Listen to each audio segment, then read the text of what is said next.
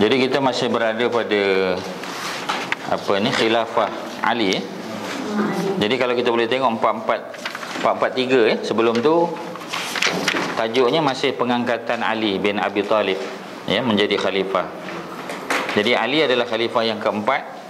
Seperti mana kita sebut Ali sebenarnya tidak ada hajat untuk dilantik menjadi khalifah. Cuma masalah Ali ialah kerana beliau berada di Madinah ketika Osman dibunuh. Sebenarnya kalau kita baca nanti selepas ni anak sulung kepada Saidina Ali, yakni cucu Nabi lah, Saidina Hasan. Saidina Hasan masa isu pergolakan tu, konflik di Madinah masa Saidina Osman, Hasan menasihatkan Ali supaya keluar daripada Madinah, supaya nanti kalau apa-apa berlaku pada Osman, dia tidak dijadikan sebagai suspek. Sebagai suspek. Kerana orang yang pertama, orang akan tuduh dia terlibat dalam konspirasi bunuh Saidina Osman. Tu yang pertama. Yang kedua, kalau orang tak tuduh dia, orang akan kata mengapa dia tak pertahankan Osman. Boleh boleh faham Jadi ada dua kemungkinan. Yang dua-duanya merugikan Sayyidina Ali. Sebab tu Sayyidina Hasan sebagai anak sulung Ali, dia menasihatkan. Tapi Ali tak pergi dengan alasan tertentu. Apa alasan dia? Itu dalam Ibnu Katsir sebut dalam kitab Al-Bidayah wa Nihayah ni.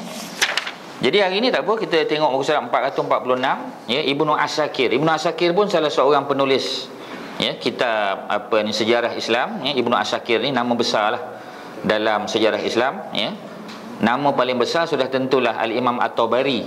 Al-Imam At-Tabari dia pengarang kitab The History of Tabari, kitab sejarah paling lama yang survive sampai sekarang, dan juga kitab sejarah paling berautoriti, paling lama, paling berautoriti, dan paling paling banyak volume dia, voluminous kita panggil kan. Sebab sekurang-kurangnya ada 34 jilid besar, memang kitab besar.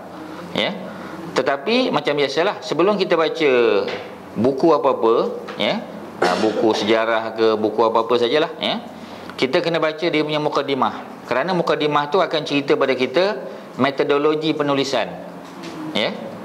Peringkat awal. Sebab tu mukadimah kena baca. Mukadimah akan bagi tahu pada kita buku ni dikarang untuk tujuan apa, dan bagaimana cara buku ni dipersembahkan. Yang tu kita nak kena faham. Jadi oleh kerana itu, maka kita panggil kitab sejarah Al-Imam At-Tabari itu ada banyak riwayat-riwayat yang lemah dalam tu. Kerana Imam At-Tabari tujuan dia bukan mencari riwayat yang sahih sahaja, dia masukkan semua riwayat. Kerana dia menulis itu pada abad yang ketiga. Sebab Al-Imam At-Tabari meninggal 310 tahun 310 Hijrah. 310 Hijrah ni maknanya masih lagi kita kata zaman as-salafus salih lah, the first 300 years tu. Jadi mereka pada zaman tu imannya masih tinggi lah. Kemudian mereka ni knowledgeable, boleh bahasa Arab, boleh faham ilmu hadis, boleh tahu ni hadisnya sahih ke tidak, tengok perawi dan sebagainya. Tapi bila buku Imam Tabari itu diterjemah dalam bahasa Inggeris, dibaca pula oleh orang zaman kita, memang problematik lah.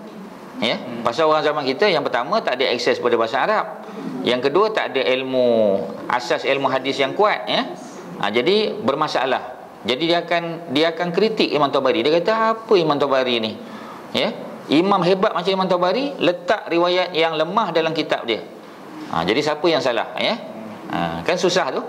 Jadi sebab itulah Ibnu Katsir, Ibnu Katsir dia hidup pada abad yang ke-7, maknanya lebih kurang 300 tahun selepas daripada Al-Imam At-Tabari, 300 tahun. Jadi dia telah dia telah menggunakan kitab Imam Tabari tadi untuk menulis kitab dia Al-Bidayah wa Nihayah ni yang kita baca ni. Jadi tuan-tuan dan puan kena tahu dia punya kronologi tu. Sebab itu orang lebih suka baca yang Ibnu Katsir, sebab Ibnu Katsir dia dah tapis. Datang pula Syekh ni yang reorganize pula, supaya kitab ni nampak lebih baguslah, lebih sistematik, dan dengan nota kaki apa semua tu jauh lebih menarik lah, menyebabkan kita mudah untuk merujuk. Ada terus poin dia di bawah. Sebagai contoh, kita kata Ibnu Asakir ada nota kaki dia kan, nombor 80 kan, kita boleh tu tengok footnote. Ya. Kalau kita tengok buku pun, ada buku yang dia tak pakai footnote, dia pakai endnote dia panggil. Endnote ni susah sebab setiap kali kita nak kena tengok belakang, sebab namanya pun endnote. Ya. Dia panggil nota akhir. Kalau footnote senang, pasal dia on the same page. Ya. Itu cerita dia. Tapi sekarang ni banyak buku footnote pun dia tak pakai. Dia letak dalam kurungan. Dia in bracket. Sebagai contoh, Ibnu Asakir, dia tulis itu, Tarikh Dimashq. Cuba tengok bawah tu, nombor 80. Tarikh Dimashq. Tarikh Dimashq ni kitab cerita tentang sejarah Damaskus. Ya. Bukan semua riwayat yang sahih, tetapi kita kena faham sejarah, ya, cara penulisan sejarah dengan cara penulisan hadis dia berbeza. Sebab hadis kebiasaannya dia melibatkan benda-benda bersifat akidah, ya, bersifat hukum. Yang ini tak boleh pakai, yang dhaif tak boleh. Tapi kalau sejarah, ya, kalau kita buang riwayat-riwayat yang dhaif, nanti sejarah tu dia akan lompat-lompat. Dia tak ada flow, dia tak ada. Itu kita kena bezakan, ya.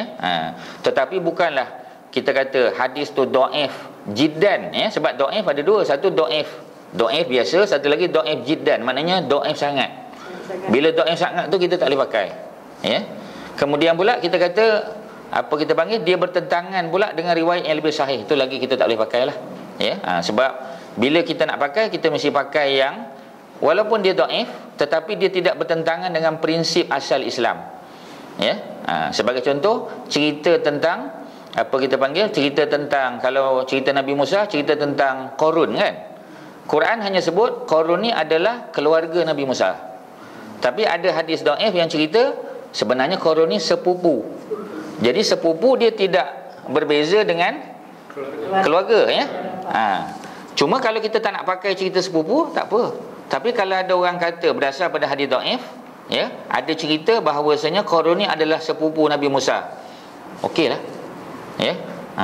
Tapi dia kena bagi tahu. Tapi status hadis ni ialah dhaif kerana guru-guru yang mengajar ataupun ustaz-ustaz, bila dia mengajar, kalau dia nak pakai hadis dhaif, dia kena bagi tahu. Dia kena bagi tahu, ini hadis yang saya sebut ni adalah hadis yang dhaif. Setakat bacaan saya, setakat kajian para ulama, hadis ni hadis dhaif. Kita tak tahu yang akan datang. Akan datang mungkin para ulama buat kajian lagi, jumpa manuskrip, ya, sebab manuskrip ni ada ribuan lagi di Mesir dan juga di Syria, ya, yang nanti kalau orang kaji dapat maklumat rupanya yang dhaif selama ni dia dah naik taraf menjadi hasan li ghairihi dia panggil, ya. Sebab hasan tu ada dua, ya. Satu hasan dia tu sendiri hasan, maknanya dia tu sendiri, ya. Satu lagi ialah hasan dia naik taraf daripada dhaif oleh kerana ada kita panggil support, ya, daripada hadis-hadis lain, akhirnya dia upgraded jadi hasan li ghairihi. Maknanya dia hasan li ghairihi kerana ada support daripada hadis-hadis lain. Itulah cerita dia. Jadi bila dia nak jadi hasan, kita boleh pakailah. Kalau dalam ibadah kita boleh pakai dah, ya. Sebagai contoh kita kata solat isyraq, kan. Solat isyraq zaman saya kita panggil masa zaman-zaman remaja dululah, ya. Hadis isyraq ni orang tak solat isyraq pun, ya, pasal hadisnya hadis dhaif. Tapi kajian-kajian para ulama, akhirnya upgrade kan hadis ni jadi hasan li ghairihi, maka kita pun beramal dengan solat sunat isyraq. Itu cerita dia. Sebab tu saya kata buat masa ni kita kata mungkin dia dhaif, tapi akan datang mungkin upgraded. Itulah cerita dia, ya. Ada soalan apa-apa tentang mukadimah tadi? Tak boleh faham, ya. Okey, Ibnu Asakir meriwayatkan, ya, dengan sanadnya sampai kepada Al-Maimuni, ya. Al-Maimuni ni lelaki ke perempuan? Lelaki, ya. Sebab kalau dia perempuan, Al-Maimuniyah, ya. Jadi Maimun dalam bahasa Arab adalah nama lelaki, Maimun, ya. Sebab kalau perempuan Maimunah. Maimun memang lelaki. Orang Arab memang lelaki Maimun ni. Tapi orang Arab tak ramai lah nama Maimun ni, ya.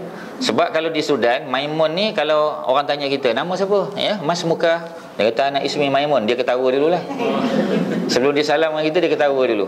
Kerana di kawasan-kawasan pedalaman Sudan, Maimun ni merujuk pada monyet, kera. Kera. Jadi dia ketawa dulu, ya. Jadi walaupun dari segi bahasa standardnya, ya, kera tu apa kera dalam bahasa dipanggil kirdun. Dalam Quran ada qiradatan kan, qiradatan. Kan orang-orang Yahudi yang menangkap ikan maksudnya dia tahan pukat kan pada hari Jumaat kan, dia tahan hari Jumaat, hari Sabtu dia tak buat kerja, hari Ahad dia kutip. Jadi akhirnya mereka disebut sebagai menjadi qiradatan cuma qiradatan tu ulama tafsir terbahagi dua lah. Yang pertama kata mereka betul-betul bertukar fizikal menjadi monyet. Yang kedua bukan fizikal tapi perangai dia, karakter dia, attitude dia jadi attitude macam monyet tadi Jadi maknanya nak sebut bahawasanya cerita monyet ni memang ada dalam Quran. Qiradah qiradah. Walaupun surah monyet tak ada. Surah apa kita panggil, surah Al-Baqarah, surah lembu betina ada surah Al-An'am, surah binatang ternakan, surah 6 dalam Quran. Kemudian surah 16 surah An-Nahl surah lebah. Surah 27 surah semut, surah An-Namal ada surah 29 Al-Ankabut cerita tentang labah-labah Kemudian surah Al-Fil surah Al-Fil cuba kita bayang Quran sengaja buat begitu ada tak sebab Allah buat? Mesti ada sebabnya binatangnya kecil je. Apa binatangnya? Binatangnya semut surah An-Namal, tetapi ayatnya panjang lebih panjang daripada surah Al-Fil, sedangkan Al-Fil tu besar jadi sebab Quran Allah turunkan supaya kita contemplate supaya kita memikirkan kita kata apa sebab Allah buat macam ni itulah dia panggil tadabbur. Tadabbur tu maknanya kita memikirkan. Tadabbur ni dia bukan tafsir saja. Tadabbur ni dia pergi lebih tinggi lagi. Maknanya kita pergi satu ayat kita tengok ayat ni, kita kaitkan ayat sebelum dia apa cerita dia, ayat selepas dia apa, mengapa ayat ni duduk dalam surah An-Namal, pasal apa ayat ni tak duduk dalam surah yang lain. Sebagai contoh apa ni, doa Nabi Yunus kan, doa Nabi Yunus ketika berada dalam perut ikan kan, semua orang hafal la ilaha illa anta subhanaka inni kuntu minaz zalimin la ilaha illa anta, tidak ada sembahan yang berhak disembah melainkan engkau ya Allah. Subhanaka inni maha suci engkau, inni kuntu minaz zalimin, sesungguhnya aku sebelum ini termasuk golongan yang zalim kan. Ayat ni adalah doa Nabi Yunus. By right kita kata dah tentulah ayat ni, doa ni berada dalam surah Yunus kan. Sebab dalam Quran surah yang ke-10 surah Yunus surah ke-10 surah Yunus, surah pertama dalam Quran yang mengguna pakai nama Nabi dan Rasul. Tak ada dalam Quran surah pertama sampai surah ke-9 tak ada guna nama Nabi dan Rasul. Surah yang ke-10 yang pertama kali. Okey, persoalannya kalau kita pergi tengok surah Yunus, cari ayat ataupun doa tadi tak jumpa. Kita kata ini kan doa Nabi Yunus, pasal apa tak ada dalam surah Yunus? Pasal kita fikir secara kita nak fikirlah sedangkan tujuan Allah letak bukan dalam surah Yunus tu kerana Allah nak himpunkan doa-doa Nabi dan Rasul duduk dalam suratul Anbiya. Sebab tu sebelum Nabi Yunus punya doa ada doa Nabi Ayub ketika dia sakit. Selepas doa Nabi Yunus ada doa Nabi Zakaria yang tak dapat anak kan. Sebelum tu ada doa Nabi Nuh ada doa Nabi Ibrahim yang nak dibakar oleh Namrud. Ada doa Nabi Muhammad sallallahu alaihi wasallam selepas tu. Jadi maknanya ada tujuan Allah nak kumpulkan semua tu dalam suratul Anbiya. Allah tak letak dalam surah Yunus. Surah Yunus cerita lain pula. Jadi maknanya kalau kita baca Quran ni tak ada, kita tak tadabbur, kita tak contemplate, kita tak tengok, kita tak mengapa pasal apa Allah letak begini? Pasal apa surah ni Makkiyah tidak Madaniyah? Yang itu yang kita, sebab tu Quran ni cerita belajar Quran ni dia tak habis sampailah qalu innalillah. Maknanya ada saja benda yang kita kena tengok. Bila kita tengok, sebab tu yang Al-Imam Syafi'i kata, kalau pagi aku baca Quran dan malam aku baca Quran, pagi aku jumpa benda lain. Bila baca ayat yang sama, malam jumpa benda lain pula. Maknanya Quran ni memang kita kata never ending story lah istilah dia. Never ending story tu nama filem masa saya sekolah rendah dulu Tapi makna, tapi betul kan? Sebab tu Al-Quran juga sifatnya evergreen. Betul tak? Evergreen. Jadi sebab apa dipanggil evergreen? Sebab lagi kita baca, lagi kita rasa Allahu Akbar, kecilnya ilmu yang aku ada kan. Kita rasa Allahu Akbar banyak lagi. Seolah-olah kita baru berada di mana? Kita baru berada di pelabuhan aja nak turun daripada pelabuhan tu masuk feri lah kan. Kita kata seronoknya. Tapi bila kita masuk nanti masih nampak lagi daratan kan. Lagi jauh dah tak nampak daratan, dah luas dah. Kita rasa macam di mana aku sebenarnya ya. Sebab tu Quran ni memang ya, bukan Ramadan saja. Ramadan kita intensif kan, intensif Quran, tapi bulan-bulan lain pun kena cari masa. Ustaz, lagi satu tentang roh-roh mutasyabihat, permulaan alif lam ra apa pula? Macam roh Apa ni? huruf. Huruf. Jadi kan ada orang berpendapat lah, saya tak tahu, saya dengar ya. Yang itu sebab setiap kali lepas huruf mutasyabihat tu, Huruf mutasyabihat, mana yang tak, tapi lebih tepat kita panggil huruf muqatta'ah, dia panggil. Huruf muqatta'ah. Jadi kan saya tak faham yang dia orang kata tu, dia orang kata lepas tu Allah akan cerita tentang Quran tu, kitab yang nyata yang diturunkan. Tiap-tiap dia kata tiap-tiap permulaan Quran. Yalah, didetailkan ya. Didetailkan tentang. Jadi soalan dia? Tak ada soalan lah. Jadi pandangan dia orang betul dia letakkan huruf-huruf ni supaya kita curious. Kalau kita baca kita tak faham apa makna, apa yang Allah cuba nak terangkan, kita baca seterusnya selepas dia. Itu bagian tarikan lah. Ya. Tapi yang betul lah ya. Cuma macam tadi kalau saya boleh add value sikit, huruf ni dipanggil huruf muqatta'ah, daripada perkataan qata'ah. Mana huruf-huruf potong dipanggil. Sebab alif, lam, mim. Tapi dia orang kata mutasyabihat, saya pun muhkamat dengan mutasyabihat. Mutasyabihat tu sifat dia. Huruf dia namanya muqatta'ah. Muqatta'ah ya, huruf dia nama muqatta'ah. Tapi dia punya sifat dia mutasyabihat sebab kita tak tahu makna. Sebab itu Al-Imam As-Suyuti dalam kitab tafsir dia, Imam Suyuti kata kalau antara kitab tafsir yang paling ringkas namanya kitab tafsir Jalalain, nama dia. Itu dah ada terjemahan lah ya. Terjemahan Indonesia ada, terjemahan bahasa Melayu saya tak pasti. Ya, tapi Indonesia memang ada. Dia terjemahan paling ringkas. Kalau beli dalam bahasa Arab tu, dia satu jilid saja. Tapi dia letak dalam kurungan. Ayat ni dalam kurungan. Dia tambah aja, sikit-sikit je tambahan dia. Jadi satu jilid. Bagi makna lebih sikit. Biasa kalau saya boleh kongsi, kalau di pondok-pondok kat Malaysia ni, kitab tafsir pertama yang budak pondok belajar ialah tafsir Jalalain. Pasal dia tafsir paling ringkas. Sebelum belajar Ibnu Katsir, sebelum belajar yang kitab-kitab yang lain, kita belajar Imam At-Tabari dulu. Kalau bagi permulaan pun dah suka tu Ustaz. Pasal dia lebih mudah lah. Dia tak ada detail-detail ya. Jadi kalau kita panggil ya, mungkin kalau saya ada kesempatan, kalau ingat saya boleh bawa tunjuk lah macam mana dia, sebenarnya memang ringkas. Dia tak ada pakai nota kaki. Dia semua in bracket. Sekarang ni orang buat thesis ke buku-buku semua dah pakai in bracket dah. Dia tak pakai nota kaki. Quran Darul Fikir tu dia macam tu lah, dia terang dia masuk dalam bracket. Jadi tapi ada terjemahan bawah kan? Satu tak ada yang tak ada terjemahan. Tak ada. Dia macam ini translation lah, tapi dalam cerita macam ayat yang lengkap Ustaz. Ini bukan. Ini lagi ringkas benda tu. Tak ada translation. Jadi kita baca tu menarik Ustaz. Translation tu bila dia ubah dalam bahasa kita lah ya. Tapi dalam bahasa Arab dia letak nota dalam dia panggil ya. Nota in bracket tu. Okey ya, tak apalah ya. Cuma poin saya tadi kata Imam As-Suyuti ya, huruf-huruf muqatta'ah ni alif lam mim, alif lam ra ya. Kaf ya ha ain sad sebagainya. Itu kita kata maknanya tu biarlah Allah yang menjelaskan ya. Allahu a'lamu bi muradihi. Ya. Itu kalau nak tulis pun boleh ya. Kata dia Allahu a'lamu bi muradihi. Allahu a'lamu bi muradihi. A'lamu bi muradihi. Dihi. Ya. Allahu a'lamu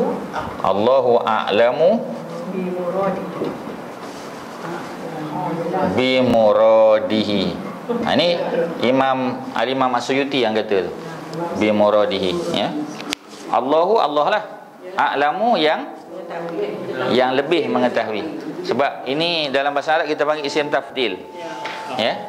A'lamu maknanya lebih. Macam kita kata akbar ya. Bi muradihi. Murad apa makna murad? Murad maknanya makna. Murad tu ialah makna lah. Muradihi makna maknanya lah. Murad ni maknanya makna ya. Kita kata makna ya. Maknahu ya. Kalau dalam bahasa Arab bi muradihi maknanya maknahu, maknanya. Ya, maknahu. Murad ya, daripada perkataan murad. Nama orang Malaysia, orang Melayu banyak nama murad. Tapi kita panggil murad. Ya, sebenarnya bukan murad, murad. Ya, murad. Dia ada dua, satu murad, satu murid. Nah, itu tu orang Melayu. Ya. Kita guna tapi kita tak faham maksud dia. Ya. Satu murad, satu lagi murid. Yang murid sekolah tu kan? Daripada bahasa Arab. Murid tu daripada bahasa Arab. Kita duk ingat talib saja kan? Talib maknanya penuntut. Tapi kalau murid, ya, apa makna murid? Murid makna orang yang berkehendak. Daripada perkataan uridu saya lah kan? Kalau kita belajar bahasa Arab, dia diambil daripada dia punya past tense ya, ataupun fi'lun madin, arada, ya, arada yuridu. Itu yang kita kata ana uridu tu maknanya saya hendak. Jadi arada maknanya telah berkehendak. Kalau yuridu berkehendaklah, sedanglah, present lah ya, perkataan makna dia tu makna present. Jadi muridun adalah seorang lelaki yang berkehendak. Sebab tu kita panggil murid sekolah. Dia panggil murid. Itu bahasa Arab. Sebab dia datang sekolah tu kan sebab dia kehendak belajar kan. Dia panggil murid, ya. Kalau murad maknanya yang dikehendaki. Apa makna? Betul ya? Dia panggil muradun. Ya. Tapi bukan wanted tu. Wanted tu lain perkataan dia. Ya. Itu dia panggil matlub. Itu matlub pula ya. Itu to. Yang wanted tu matlub mim ya. To ya. To lam waw ba. Ya, matlubun. Ya. Matlubun to ya. To lam waw matlub. Matlub ni yang makna wanted tadi. Ya. Bahasa Arab kata matlub hayyan, hidup atau mati. Hayyan au mayitan. Ini istilah dia lah. Hayyan maknanya hidup, dalam keadaan hidup, ya. Dalam keadaan hidup ataupun dalam keadaan matilah. Sebab tu kita letak alif kat sini hayyan. Sebab hayyan tu maknanya dalam keadaan. Satu huruf saja tapi maknanya dalam keadaan. Ya. Sebab tu biasalah orang giwab belajar bahasa Arab pasal itulah ya. Pasal tu tak ada kelas yang tamat kan, ya. Jadi hayyan au mayitan, ya. Dia panggil matlubun hayyan au mayitan, maknanya wanted, dead or alive, ya. Jadi perkataan murad mana yang dikehendaki, bukan maknanya yang wanted tu, yang dikehendaki. Maksudnya Allah lah, sebab tu tadi Allahu a'lamu bi muradihi, maknanya Allah lah yang maha tahu apa yang dikehendaki dengan huruf-huruf muqatta'ah tadi. Boleh faham tak yang tu? Sebab Al-Imam Asyuti setiap kali jumpa je tu dia akan kata Allahu a'lamu bi muradihi, Allahu a'lamu bi muradihi. Jadi maksudnya yang tahu maksud ataupun apa yang dikehendaki adalah Allah. Okey. Kata para ulama tafsir, sebab huruf muqatta'ah ni orang Arab Quraisy dia tak biasa guna. Dalam syair-syair dia tak pernah guna alif lam ra, alif lam mim. Ya. Okey. Jadi oleh kerana mereka tak pernah guna, maka Quran guna, Allah guna sebagai cara untuk supaya orang pay attention. Ya. Nak dapatkan attention orang tu ya. Maka digunakan apa? Alif lam ra tadi. Jadi bila kata alif lam ra, Nabi baca, jadi orang Quraisy yang walaupun dia bukan Islam, dia terasa apa dia ya? Dia rasa curious. Tu curious lah ya. Dia dengar tu out of curiosity kita kata. Kerana dia nak tahu. Walaupun akhirnya nanti dia tak beriman. Sebab yang jadi beriman tu bukan kerja Nabi. Nabi kan tabligh saja. Ya. Wa ma alaina illal balagh ya. Tidaklah wa ma alaika illal balagh, tidaklah menjadi kewajipan kamu melainkan balagh. Balagh tu makna tabligh saja, sampaikan. Muhammad sampaikan je. Orang nak beriman atau tidak tu bukan kerja kamu. Sebab Allah yang bagi hidayah ya. Kadang-kadang kita cerita tentang Islam, dia tak masuk Islam pun. Tapi dia masuk Islam tu kerana mungkin pengalaman dia, pengalaman peribadi, dia jumpa dengan orang lain lah mungkin. Sebab dia tengok cerita Palestin tu ya, kita kata baru dia masuk Islam. ya. Mungkin kerana cerita Palestin. Tapi yang kita cerita selama ni dia tak ambil indah sekalipun. Ya. Kemungkinan begitu. Tak apalah, tu tak ada masalah. Okey, seterusnya Al-Maimuni tadi ya. Dia berkata, aku mendengar Al-Imam Ahmad bin Hanbal. Ya. Cuma kalau tulisan Rumi kita tulis H-A-N lah. H-A-N. Sebab dia bukan hak mim, bukan Hanbal ya. Tapi dia nun bertemu dengan ba. Itu panggil Hanbal tu. Ya, Hanbal. Ya. Kalau bahasa orang putih Hanbal lah, Hanbal. Ya, Hanbal. Tapi bukan Ahmad bin Hanbal, bukan ya. Ahmad bin Hanbal itu nama ayah dia. Ya.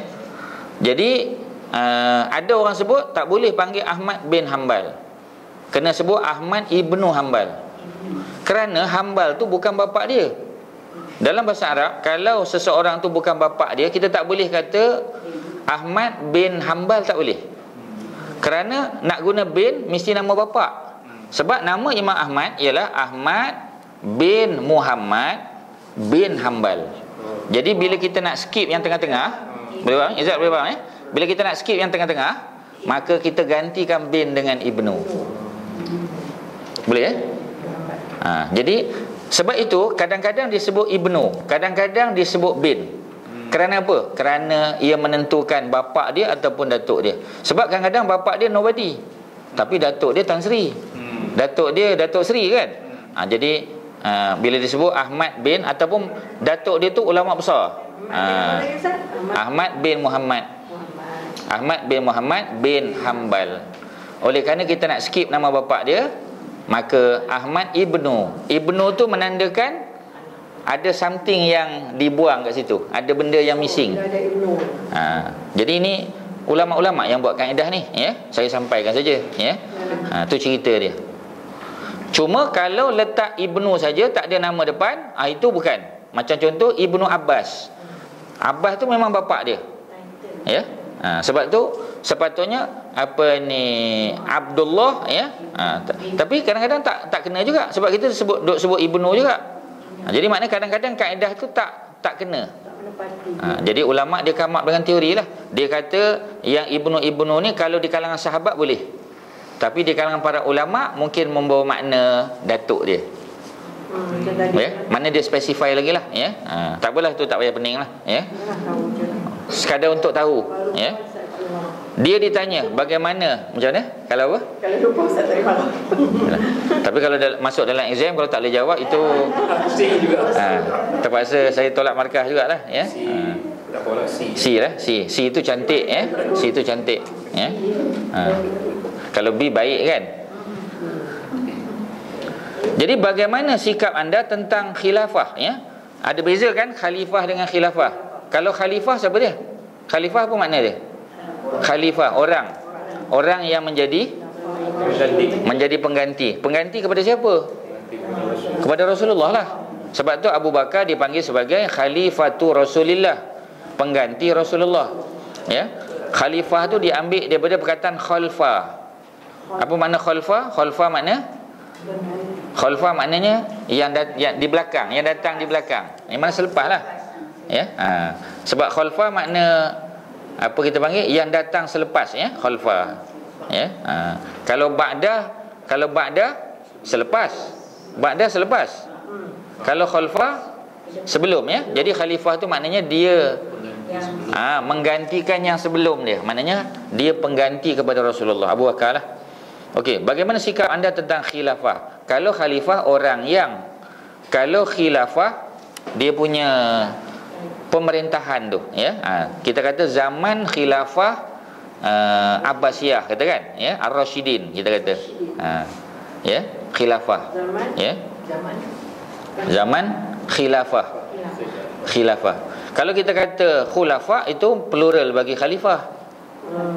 Dapat ke tak dapat saya tulis? Tak dapat. Tak apa masuk ni. Kalau seorang khalifah, khalifatun kan. Kalau seorang khalifatun. Kalau jamak dia, jim tu jamaknya ialah khulafa. Itu jamak dia. Tapi kalau kita nak kata zaman pemerintahan ni, kita panggil khilafah. Ya. Dia panggil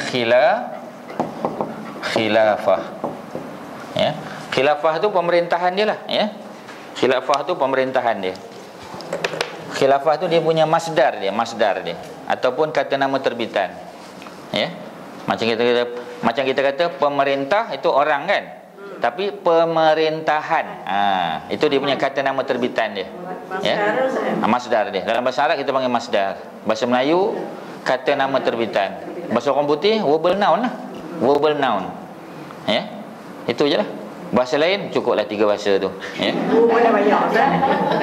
Kita pening. Saya bagi dalam bahasa Sepanyol kan ni pula, ya. 3 tu sudahlah, ya. 3 tu bahasa cukuplah tu, ya. Jadi apabila dia tanya tentang khilafah, beliau menjawab Abu Bakar, Umar, Osman dan Ali. Tu dia punya stand dia, pendirian dia. Si penanya tanya balik, sepertinya anda berdalil dengan hadis Safinah. Ada cerita, Safinah ni kapal. Ada cerita hadis Safinah ni. Ya. Beliau menjawab, aku berdalil dengan hadis Safinah dan dalil-dalil yang lain. Orang ni kata, adakah kamu pakai dalil daripada hadis Safinah saja? Dia kata tak, ya. Dia pakai dalil-dalil yang lain juga. Sebab bila kita berhujah menggunakan hadis, kita tak boleh pakai satu hadis. Kita kena kumpulkan hadis-hadis lain dalam satu bab, ya. Contoh, sebab tu kita tengok kitab Bulughul Maram, contoh kan. Contoh tajuk dia solat sunat. Jadi Imam Ibn Hajar dia kumpulkan semua cerita tentang solat sunat ni, kumpulkan satu tempat. Kalau puasa sunat dia kumpulkan semua dalam satu bab, satu tajuk. Sebab tu dia panggil hadis-hadis ni, dia panggil hadis maudhu'i, dia panggil. Bukan maudhu', ya. Kalau maudhu' palsu. Hadis maudhu'i maknanya hadis yang dikumpul mengikut dia punya tema dia, tim dia. Dia panggil tematik, ya, tematik. Dia panggil tematik. Macam sekarang ni dah banyak dah tematik tafsir, dia panggil tematik tafsir ataupun tematik hadis, ya. Tematik tu maknanya semua hadis-hadis yang sama tema dikumpulkan. Itu saya punya kajian lah, ya. Salah satu analisis yang saya pakai untuk kita panggil menganalisis hadis-hadis tu ialah pakai kaedah tematik tadi. Mana kita kumpulkan, ya, semua kita kumpulkan supaya kita tidak tersalah, ya. Sebab macam kita panggil macam hadis mengenai solat berjamaah sebagai contoh, ya.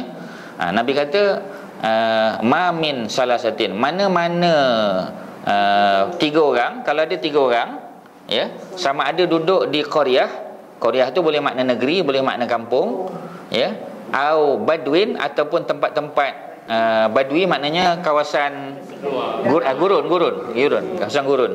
Mana-mana 3 orang yang duduk di kawasan kampung atau bandar ataupun di kawasan badawah dia panggil, badui atau badawah, ya, la tuqamu fihim, tetapi tidak didirikan solatul jamaah, ya, solat berjamaah, maka sesungguhnya mereka ni istahwaza alaihim asyaitan, syaitan sudah menguasai mereka.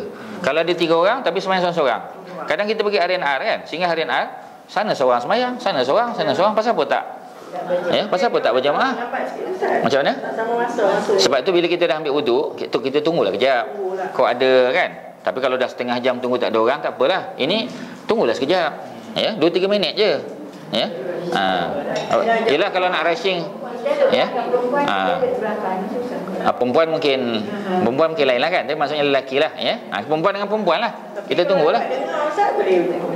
Boleh lah. Tapi masalahnya dia dinding habis, maksudnya dia tutup habis, dia tak ada akses, ya. Kalau kita kata kiblat ke mana? Kiblat kat sini, kiblat ke mana? Ke sana, ya. Okey, kita katalah ada orang sembahyang dalam sana kan, boleh, sebab dia ada akses, ya, dia boleh dengar walaupun dia tak nampak, tapi dia boleh dengar. Dan kalaulah kata ada makmum yang batal atau imam yang batal, yang sana boleh bergerak masuk, ya. Tapi kita tak boleh tutup terus lah, ya. Kalau macam ni pun, kalau kata ada jemaah di luar, kalau melempah luar, kita kena buka sikit lah, kita kata, ya. Mungkin kalau ada aircon, mungkin kita tak nak lah apa keluar kan. Tapi maksudnya jangan kunci, supaya bila orang nak masuk, jemaah nak masuk, dia boleh, maknanya ada lah, ya, ada akses. Tapi kita tak boleh kunci, ya. Kalau di atas boleh tak? Jawapannya boleh. Tapi macam di arena tu, kalau orang berjemaah di depan lah, maksudnya saya belakang kan, boleh dengar. Boleh dengar. perempuan. Tapi kalau yang macam Sungai Buloh punya tu, dia dinding ni. Dia bukan, kalau yang boleh lipat-lipat tu kan, yang boleh lipat-lipat tu tak apalah ya. Yang ini tak boleh. Jadi tu masalah juga. Melainkan dia buat satu pintu kan. Kalau dengar Ustaz boleh ikutlah maksudnya. Kalau dapat dengar. Masalahnya dia tak bersambung saf tadi. Dia panggil tasalsul. Tasalsul as-sufuf. Mana tak boleh lah. Itulah masalah dia tu. Dia tidak memenuhi. Syarat-syarat dia. Dia tidak memenuhi ya. Pasal dia mesti boleh. Sebab tu kalau kita kata, tapi ini ulama-ulama buat contoh lah ya. Sebagai contoh, masjid tu dekat seberang sana. Oleh kerana jemaah terlalu ramai ya, ada jemaah yang sebelah sini, tapi dipisahkan oleh sungai. Pisah oleh sungai tak boleh lah. Dia kata boleh Ustaz, nanti Alhamdulillah kita boleh. Kita kata macam mana pula kan ya? Melainkan ada jambatan di tengah-tengah, boleh. Sebab ada akses, ada jambatan ya. Tapi kalau tak ada, macam mana kita kata? Sebab makmum, orang di belakang, dia boleh nampak, dia boleh dengar, tapi dia tidak boleh sampai. Tu cerita dia. Mana dia tidak ada satu ciri sembahyang berjamaah, dipanggil tasalsul as-sufuf. Tasalsul tu maknanya bersambung. Tapi kalau macam kadang-kadang ladies dipisahkan betul-betul. Tak boleh. Dinding, opek. Yalah. Ada men. Tapi dia masuk telefon. Sama lah macam saya kata dekat Arena Sungai Buloh tu. Arena Sungai Buloh ya, Arena Sungai Buloh memang surau perempuan ada. Memang dia sebelah surau lelaki. Ya, adjacent to each other, tetapi dia tak ada akses tadi. Itulah masalah dia. Tapi dekat Saudi, masjid-masjid yang kami pergi semua macam tu Ustaz. Tutup ke? Tutup habis? Dia bukan macam kita yang see-through punya. Wallah alam lah, tak berani nak katalah kan. Sebab yang saya selalu buat contoh ialah surau dekat atas tu. Dekat Hilton punya atas tingkat 3 tu. Ya. Yang tak ada imam tapi dia ada gelas kan. Boleh nampak kan. Jadi kalau fatwa Saudi memang kata sebab apa ya, setakat saya faham lah, kerana dia punya raja pun tak turun juga. Dia dia ke atas Jabal Qubais tu. Kalau fatwa kata yang Hilton tak sah, mengamuk nanti raja-raja ya. Jadi kadang-kadang ulama-ulama ni dia tersepit bila dia keluarkan fatwa. Itu yang susah tu. Sebab tu kata para ulama dulu, apa kita panggil, mufti dan sebagainya ni, dia sepatutnya tidak bergantung gaji dia kepada pemerintah. Sebab nanti dia akan dipengaruhi ya, fatwa dia tu. Dia nak keluar fatwa, macam orang tanya, ini datuk halal ke haram? Dia tengok muka sultan dulu ya. Sultan pun senyum aja. Dia kata okey halal ya. Mana boleh macam tu? Ya. Sebab tu memang susah kita kata. Memang susah ya. Itulah yang orang guna kepada apa kita panggil majlis penasihat syariah tu ya. Syariah advisory committee ya, ataupun council ya, kepada bank-bank tu orang kata. Sebab yang bayar gaji dia bank. Ya. Tapi macam tadilah, kalau kita nak fikir secara detail susahlah macam tu. Ya, kalau dia tak dapat gaji pada bank, buat apa dia nak duduk kat situ ya? Mestilah dia dapat gaji pada bank. Dan bukan dapat gaji ya, dapat macam-macam kita kata ya. Jadi oleh kerana itu susah juga. Jadi kita balik pada mudah-mudahan ya, Allah Allah bersihkan niat dia, itu sajalah. Ya, nak terima gaji tak salah, tapi macam tadilah ya, dia dikongkong. Kerana bila dia keluarkan fatwa yang tidak sesuai dengan pemerintah, mungkin dia akan sebab tu Al-Imam Abu Hanifah, cuba baca cerita Imam Abu Hanifah ya. Sebab apa dia tak menerima jawatan sebagai qadi kan? Satu yang tadilah, dia bimbang ya. Takut dia takut dia bonded ya, bonded kepada raja-raja tadi ya. Dan sehingga kita tahu Imam Abu Hanifah kan ditangkap ya. Dia dijatuhkan hukuman rotan ya, penjara dan rotan dia. Sebab tak mau jadi. Orang zaman kita berebut nak jadi. Orang zaman dulu tak mau jadi. Lepas tu kalau tanya Ustaz, dia kata boleh nasi aku ni. Memang susah lah. Susah. Ya. Okey, tu cerita dia. Jadi si penanya pun tanya balik ya. Sepertinya anda berdalil dengan hadis tadi. Kita mesti kumpulkan. Dia panggil tadi hadis apa tadi? Hadis Safinah. Hadis Safinah, betul lah. Tapi yang kita kumpulkan semua hadis tadi, dia panggil hadis apa? Tematik ataupun maudhu'i. Maudhu'i ain ya. Maudhu'i. Muda orang ingat. Macam mana? Memang orang muda lah. Iyalah, dua orang yang jawab. Ada dua. Satu ada wakil muslimat, satu muslimin. Ya. Jadi beliau menjawab, aku berdalil dengan semua. Pada masa khilafah Abu Bakar, jadi perkataan kekhalifahan tu tak payahlah, ya. Khilafah saja sudahlah. Abu Bakar, Umar, Osman dan aku lihat Ali tidak digelar Amirul Mukminin. Ya, maknanya pada masa khalifah Abu Bakar, Umar dan Osman, aku lihat Ali tidak digelari Amirul Mukminin, tidak memimpin solat Jumaat dan melaksanakan hudud. Lalu aku lihat setelah terbunuhnya Osman, beliau melakukan hal tersebut, ya. Ialah yang pertama kerana apa? Kerana macam tadilah, ya. Banyak juga isu-isu Ali dia berbeza pendapat dengan Osman. Ada banyak, ya. Bukan sahaja nak cari perbezaan, tidak, tapi kerana cara mereka melihat sesuatu hukum tu berbeza, ya.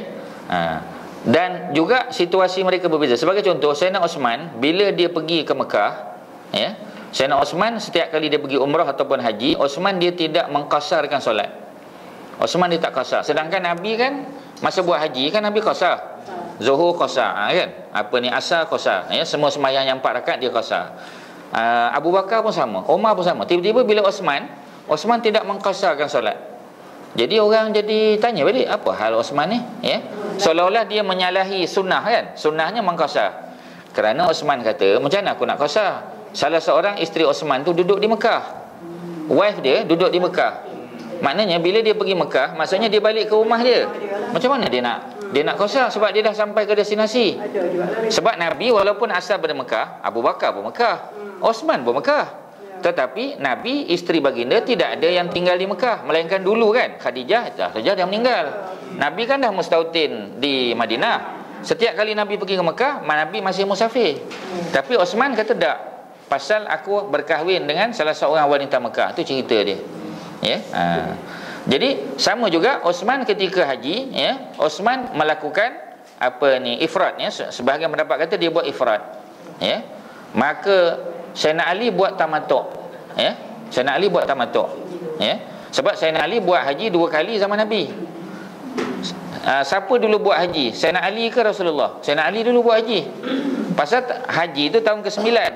Tahun ke-9 Nabi tak boleh pergi, ya, kerana yang pertama delegasi luar banyak datang. Sebab kan baru Fatuh Makkah, ya. Jadi orang datang, Nabi dakwah dan sebagainya. Maka yang pergi haji ialah Sayyidina Abu Bakar dan Ali. Jadi mereka mendahului Nabi dari segi amalan haji.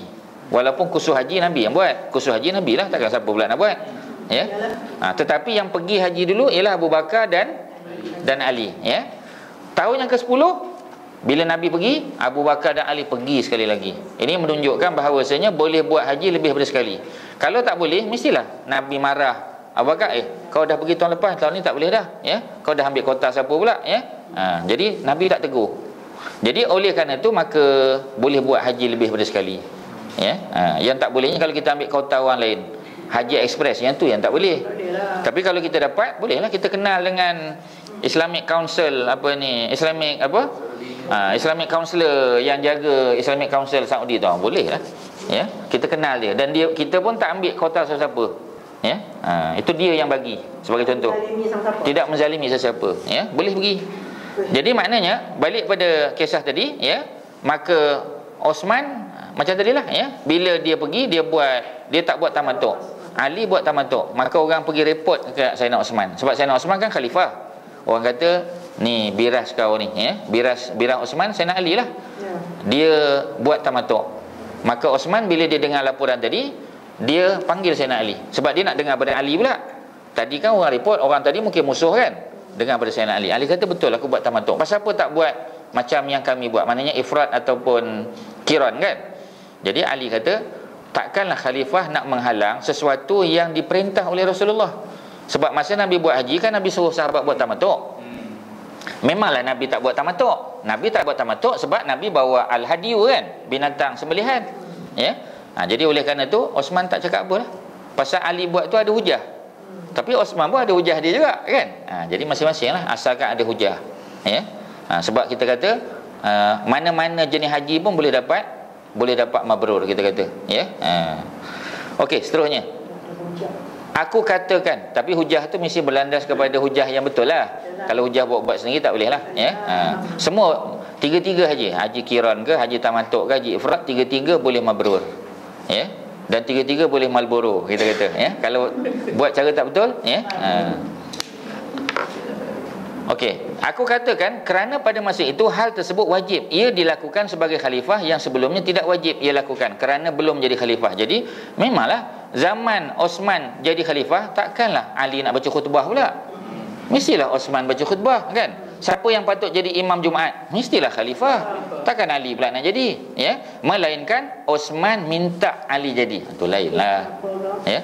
Macam Rasulullah kan, ketika Nabi hidup, mana ada Nabi jadi makmum solat? Melainkan ketika baginda sakit. Ketika baginda sakit, barulah Nabi kata, Abu Bakar mana, kan? Tanya pada Aisyah. Jadi akhirnya yang jadi naik jadi imam ialah Sayyidina Umar. Kata Rasulullah, pasal apa Abu Bakar tak jadi imam, ya? Kata Aisyah, sebab pada masa itu Abu Bakar duduk di luar Madinah. Pasal dia berkahwin dengan seorang perempuan, anak Kharijah, ya, anak Kharijah. Kharijah tu lelaki, ya. Kalau Khadijah perempuan, ini Kharijah lelaki pula, ya.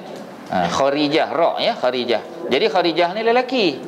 Anak dia kahwin dengan Abu Bakar. Jadi rumah dia di luar Madinah. Sebab tu masa Nabi wafat, Abu Bakar tak ada. Abu Bakar kan datang kemudian, ya. Sebab apa? Kerana dia duduk di luar. Jadi kata Aisyah, ya, jangan lantiklah Abu Bakar ni ayah dia. Kerana yang pertama ayah dia ni cepat menangis. Ya, bila dia baca Quran dia cepat menangis. Ya, nanti akan mengganggu makmum. Nabi kata panggil juga Abu Bakar.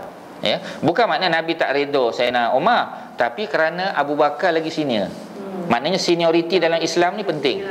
Ya, sebab tu walaupun dia budak, tapi kalau dia lagi pandai tentang Quran, maka dia lah layak jadi imam walaupun dia budak. Ya. Okey, itu seterusnya. Cuba lihat bagaimana Imam Ahmad menyebut urutan Khulafa' Ar-Rasyidin. Urutan tu dia punya sequence dia, ya. Jadi dia sebut siapa dia? Yang 4 berdasarkan pada hadis Safinah, berdasarkan realiti yang terjadi. Memang betul pun. Ya, Ali memang datang selepas daripada Osman. Sebagaimana beliau membantah perkataan orang yang menetapkan khilafah Ali langsung setelah wafatnya Rasulullah. Ya, mungkin ada orang sebut, ya. Dia kata selepas je daripada, tapi selepas Rasulullah bukan Ali lah. Tapi mungkin kerana dia tak suka dengan Abu Bakar, Umar, Osman, maka dia terus sebut Ali. Ya, maknanya itu atas dasar tujuan tertentu lah. Syekhul Islam Ibn Taymiyah, ya, ada nota kaki di bawah. Majmu' Fatawa ni ialah ensiklopedia himpunan fatwa Imam Ibn Taymiyah. Ya, dia ada kalau tak salah ada 40 lebih jilid. Ya, tapi tak ada terjemahan penuh, tak ada, tapi terjemah ringkas dah ada dah. Saya tengok di Pustaka Indonesia dah dijual. Ya, dihimpunkan semua fatwa Imam Ibn Taymiyah ikut tajuk. Kalau solat saja, puasa saja, haji saja. Ya, itu pun menarik. Sebab Ibn Taymiyah ni banyak juga pandangan-pandangan dia yang melampaui zaman. Ya. Jadi masa dia cerita tu, zaman tu orang kata apa Ibn Taymiyah ni? Cerita benda yang tak ada masa tu. Itu satu. Dua, dia punya pemikiran tu, dia laju pada orang lain lagi. Ya. Jadi itu yang kadang-kadang dia buat lawak tu orang tak ketawa, ya. Orang tak faham, ya. Dia punya level tu tinggi, ya. Jadi kadang-kadang, ya, terpaksa ustaz ketawa sendirilah, ya. Orang dah tak ketawa, ya. Kerana orang tak faham, terpaksa diceritakan pula, baru orang faham. Lambatlah kita kata, ya. Jadi Imam Ahmad dan ulama lain bersandar kepada hadis ini dalam menetapkan khilafah, ya. Al-Khulafa' Ar-Rasyidin. Al-Khulafa', bila kita kata Al-Khulafa' tu merujuk kepada khalifah-khalifah. Maksudnya yang 4 tu lah, ya. Demikian Imam Ahmad menegaskan. Beliau berdalil dengan hadis tersebut dalam membantah pendapat orang yang tidak menetapkan Ali dengan alasan kaum muslimin tidak seluruhnya menyepakati. Memanglah kan, ketika Ali naik sebagai khalifah kan bukan semua orang bai'ah dia. Bukan semua orang bai'ah. Golongan pemberontak dah tentulah tak mahu, ya. Sampai-sampai Imam Ahmad berkata, sesiapa yang tidak redha kepada Ali, maka dia lebih sesat daripada keldai peliharaannya. Ini gambaran saja, ya. Ini gambaran saja. Sebab apa? Sebab takkanlah keldai lebih beriman pula, kan. Tetapi ini gambaran. Orang Arab suka begitu. Ingat tak masa para sahabat dia nak berhijrah ke Habasyah, dalam perjalanan bertemu dengan Sayyidina Umar, ya. Jadi Umar tanya nak pergi mana? Dia kata kami nak keluar, nak menyelamatkan akidah, ya. Kata Umar, orang seperti kamu sepatutnya duduk di Mekah. Orang baik macam kamu duduk di Mekah. Jadi yang isteri ni, isteri yang lelaki tadi, itu boleh baca dalam Ar-Rahiqul Maktum. Jadi bila suami dia balik, kebetulan masuk dia jumpa dengan Umar tu, suami dia tak ada kat situ, mungkin cari air ke apa.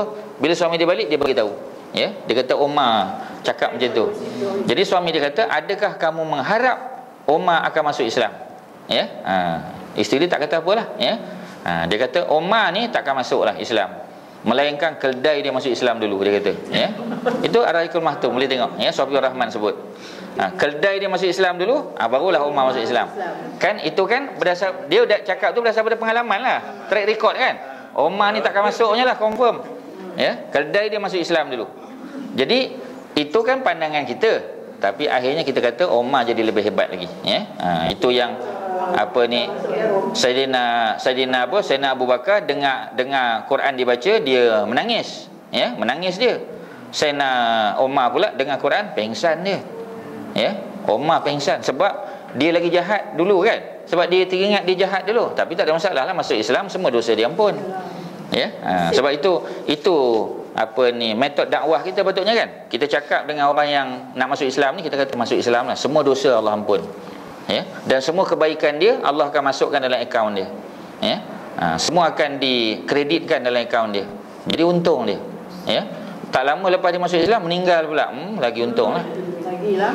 Ya, siapa kan ada hantar cerita seorang budak yang tak beriman, mak dia suruh sembahyang, suruh puasa, dia tak nak buat kan. Ya, tak nak buat, memang tak nak lah. Ya, didakwah apa semua tak nak. Ya, akhirnya mak ayah dia tak nak cakap lagi dengan dia dah. Pasal kalau cakap nanti dia melawan kan. Jadi durhaka. Jadi apa ni, bapak dia ni pergi carilah seorang imam muda lah. Ya, seorang imam yang sebaya dengan ni tadi. Sebab kadang-kadang orang tua nasihat dia tak boleh terima. Tapi bila kawan sebaya kan, dia boleh dengar. Ya, tapi ustaz janganlah pakai jubah serban tu, tanggalkanlah. Pakailah baju Manchester United kan. Pakai topi Arsenal ke apa, ya. Jadi approach budak ni. Tapi jangan cerita pasal Islam. Cerita tentang benda-benda biasa, cerita kereta kan, cerita bola, cerita benda-benda yang kita kata yang dia punya minat, ya. Kita tackle dia punya interest dulu. Jadi lama kelamaan ya, bila masuk waktu solat, imam ni akan minta izin. Tapi dia tak ajak budak ni sembahyang. Jadi budak ni terfikir, setiap kali bila tengah-tengah bincang apa semua, tengah seronok, imam ni hilang. Dia pun tanya, dia kata sebenarnya you pergi mana? Dia tak kenal orang imam. You pergi mana? Dia kata saya solat, dia kata. Oh, jadi yang budak ni baru terdetik hati. Dia kata nanti kalau bila masuk waktu you nak pergi solat, ajak saya lah, ya. Dah mula kan. Tapi dia tak cakap direct. Dia kata siapa tak solat neraka. Ya, ni muka-muka neraka lah ni. Muka-muka neraka semua ni, ya. Memang orang marah, ya. Tak payah cakap yang tu. Jadi maksudnya lama-lama dia dah mula dekat kan. Mula dekat, ya. Jadi dia jadi baik. Bila akhirnya dia balik ke rumah, dia dah mula solat dah. Ya, mak bapak dia rasa lega lah, seronok. Ya. Jadi pada satu hari imam tadi, ya, dia buat macam majlis makan sikitlah. Ya. Jadi dia jemputlah keluarga ni datang, tapi mak bapak yang budak lelaki ni tak boleh datang. Maka budak ni lah yang pergi, budak muda tadi yang dah mula sembahyang tadi kan. Maka dia pun pergi, ya. Dalam perjalanan entah macam mana, masuk dalam terowong dekat highway tu, kereta dia macam pancit kot, ya, pancit lah. Jadi dia pun ke tepi, dia nak keluar. Masa dia nak keluar tu, satu kita panggil lori langgar dia, meninggal di tempat kejadian. Ya. Jadi bila meninggal tempat kejadian, ambulans datang bawa pergi hospital. Maka imam yang muda tadi call bapak dia. Dia kata ni minta maaf, ya, anak pak cik meninggal. Jadi dia pun datang lah, ya. Dia pun datang. Bila datang ke hospital, dia tengok je jenazah anak dia kata anas sabab, dia kata anas sabab dalam bahasa Arab lah, ya. Memang ini berlaku di negara Arab ni, ya. Dia kata anas sabab, ya. Kata imam tadi jangan pak cik cakap macam tu. Dia memang dah sampai ajal kan. Memang dia dah sampai ajal, ya. Sepatutnya pak cik bersyukur kerana anak pak cik dah semayang dah. Ya, dia dah berubah walaupun dia belum 100% baik lagi, tapi alhamdulillah dia dah solat dah. Ya, dia dah jadi baik dah. Dan dia jadi baik tu kerana diri dia sendiri, bukan kerana kita paksa dia. Dulu pak cik paksa dia tak nak, ya. Tapi secara sikit-sikit dia dah, ya. Kata pak cik ni anas sabab juga, anas sabab. Kata imam tadi, cuba pak cik cerita ke saya. Apa sebab pak cik kata sayalah menjadi sebab kepada kematian anak tadi, ya. Maka akhirnya pak cik tu kata, sebenarnya dulu masa saya suruh anak saya sembahyang, dia tak nak sembahyang. Saya kata kau nanti, ya, satu hari kau dilanggar oleh lori. Jadi bapak dia dah cakap macam tu, Ya, kau satu hari nanti kau akan dilanggar oleh lori. Kalau mak dia cakap, mungkin lagi cepatlah. Sebab mak dia cakap kan, ini bapak dia. Ya, kau akan dilanggar oleh lori. Jadi dia kata sebenarnya memang dia yang doakan. Tapi masa tu anak dia jahat lagi. Silap dia pasal dia tak tarik. Ya, patutnya bila anak dia dah berubah, munajat baliklah dengan Allah kan. Ya, jadi maknanya alhamdulillah anak dah berubah. Ya, jadi makna doa tadi tu kita ialah nak cancel macam mana kan. Tapi maksudnya kita lah istighfar, ya, kerana telah mendoakan kejahatan untuk anak tadi. Ya, tapi balik pada cerita budak lelaki tadi, maknanya dia jadi sedar. Tapi sedar tu secara tidak langsung lah. Ya, bukan secara paksa lah. Kadang-kadang memang ya susah bila kita paksa, dia lagi keras. Ya, bila kita tegur kadang anak-anak kita memanglah. Saya pun ada pengalaman macam tu. Dengan anak kadang-kadang dia lagi kita lagi keras. Ya, mungkin kita terpaksa berlembut sikit. Ya, mungkin cara tu cara. Ya, saya ingat perempuan dan tuan-tuan pun mungkin ada pengalaman tersendirilah. Ya. Jadi oleh kerana tu cerita tadi tu boleh ambil pengajaran. Cerita benar tapi di negara Arab, bukan. Jangan bayang terowong tu terowong karak, bukan ya. Bukan terowong karak ataupun gua tempurung, bukan ya. Sebab ni di negara Arab. Pasal tu bapak tu kata anas sabab, dia kata anas sabab. Maknanya akulah sebab yang membawa kepada, pasal dia doakan. Ya, tu cerita dia. Okey, itu boleh ambil pengajaran lah ya.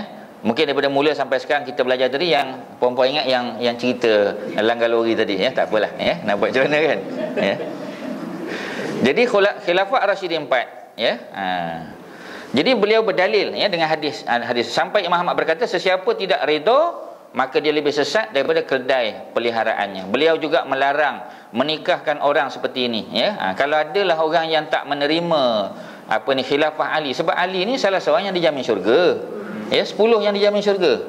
Dia memang tidak maksum, tetapi dia boleh buat kesalahan, tapi bukan dosa. Ya, dan dia kita tengoklah ya, kalau tidak takkan Nabi kahwinkan dia dengan Fatimah. Sepatutnya Nabi boleh kahwinkan Fatimah dengan Osman. Sepatutnya. Ya, okey, kalau saya boleh tanya pada tuan-tuan dan puan-puan, pasal apa Nabi tak kahwinkan Fatimah dengan Osman?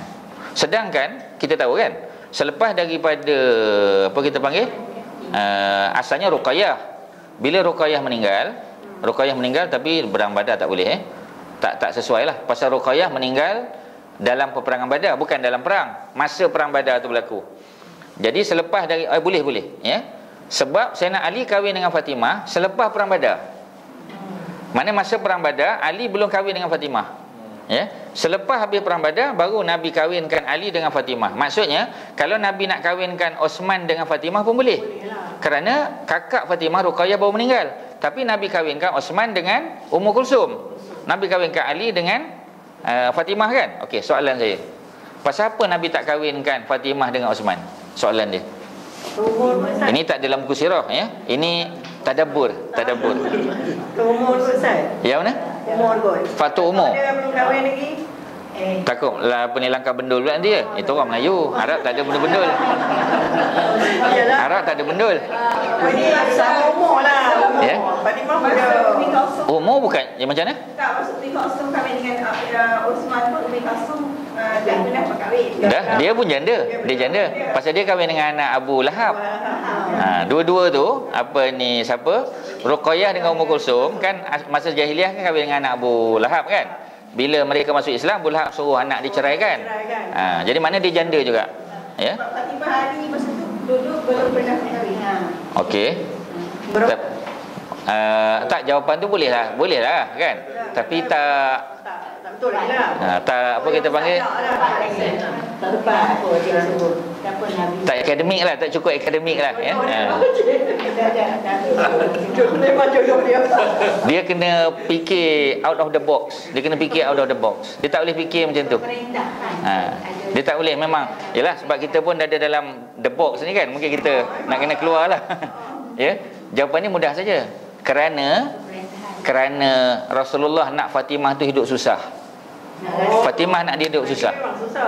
Pasal kalau Fatimah kahwin dengan Osman kan, mungkin ada yang dah terfikirlah ya. Kalau Fatimah kahwin dengan Osman, Fatimah tidak akan merasai kesusahan macam dia dengan Ali. Ya. Pasal Osman dia bukan kaya. Osman ni dia bukan kaya ya. Dia bilioner. Ya. Dia ni memang orang kaya. Sebab dalam perang saya punya apa kita panggil ya, saya punya ukuran tu ya, ialah ketika perang Tabuk. Perang Tabuk sahabat yang paling banyak bagi harta. Memang Sayyidina Abu Bakar bagi semua. Omar bagi separuh kan. Tapi tak disebut berapa jumlah dia. Kerana mereka ni pada masa tu bukan kaya sangat. Ya. Yang kaya pada masa itu ialah Abdul Rahman bin Auf. Abdul Rahman bin Auf bagi banyak. Tetapi bila Osman datang, Osman paling banyak sekali. Ya, dia beat semualah siapa-siapa pun dari segi. Tapi sebab itu yang Nabi kata, Osman ni lepas pada perang Tabuk ni, dia buat apa pun Allah akan ampunkan dia. Nabi keluar statement macam tu. Osman ni buat apa pun, takkanlah Osman minum arak kan. Nabi cakap macam tu sebab tahu dah Osman ni orang baik. Kan?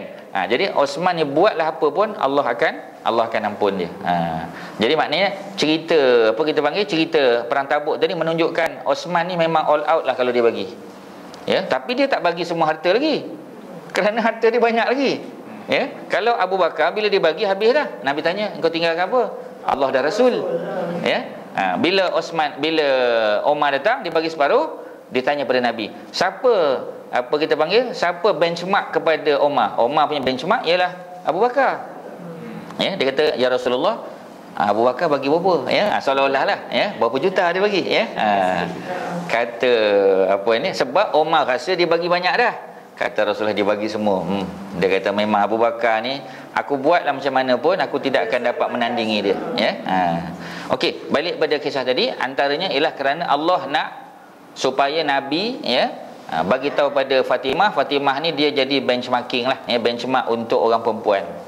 Seperti mana kita kata Rasulullah, ya, Rasulullah boleh, kalau Rasulullah pilih nak hidup senang kan, boleh, ya.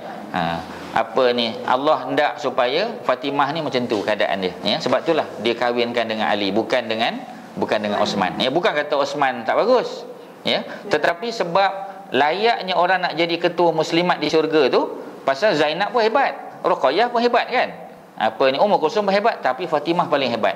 Jadi dia kena melalui kehidupan yang lagi susah lah, ya. Jadi jangan apa kita panggil, kita kata orang tak boleh nak cari kelemahan Fatimah tu payah, ya, kerana kehidupan dia memang susah, ya. Dalam keadaan susah pun dia masih boleh berderma lagi, itu yang hebat tu, ya. Orang kaya berderma tu biasa, ya. Ni orang miskin berderma banyak pula tu.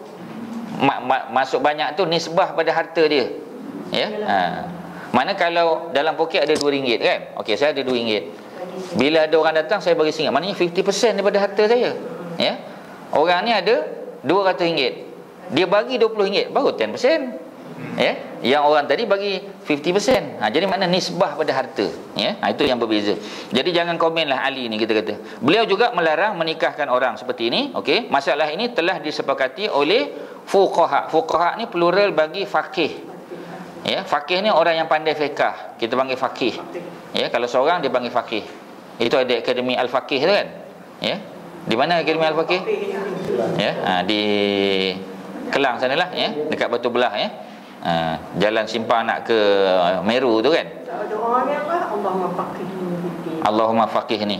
Tapi itu dalam bentuk perbuatan. Faqaha yufaqihu.